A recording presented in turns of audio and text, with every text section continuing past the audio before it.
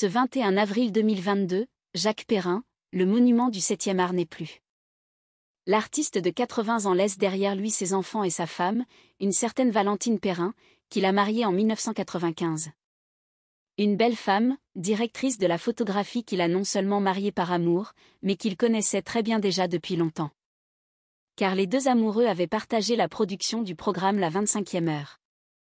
Au compteur, Valentine Perrin compte près de 29 ans de carrière. Elle a notamment produit plusieurs films, aujourd'hui reconnus, comme Le Loup et le Lion, Mia et le Lion ou encore Modern Love. À cela, la très discrète réalisatrice française a, de sa relation, donné vie à 3 enfants. Mathieu Simonet en 1975, Maxence Perrin, présent dans Les choristes avec son père, en 1995 puis Lancelot Simonet. 3 enfants qui se sont tous dirigés vers le monde du 7e art puisqu'ils sont tous les 3 acteurs. De son vivant, Jacques Perrin s'est illustré en tant que réalisateur de renom.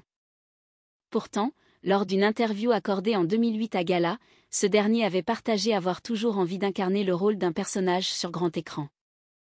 Après avoir expliqué qu'il avait moins de propositions depuis qu'il s'était lancé dans la réalisation. Jacques Perrin avait ensuite partagé quelques tendres confidences sur ses envies professionnelles.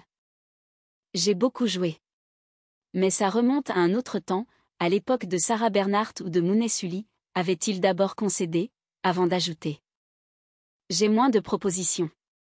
Les gens ont peut-être pensé que, comme j'étais producteur, je n'avais plus le goût de jouer, alors que c'est faux. Je fais juste quelque chose de complémentaire. Et j'ai toujours autant d'attirance, de volonté, de rêve, je dirais même que par moments ça pourrait me manquer de ne pas être acteur. C'est une des plus belles façons de vivre, quand même. Microcosmos, Le peuple de l'herbe, de Claude Nuritsani et Marie Perrenou, 1996.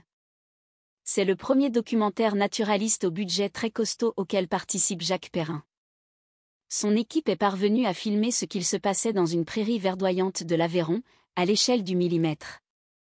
À l'époque, le long-métrage a nécessité le déploiement de moyens techniques hors normes. Des prouesses qui ont été félicitées au César et à Cannes.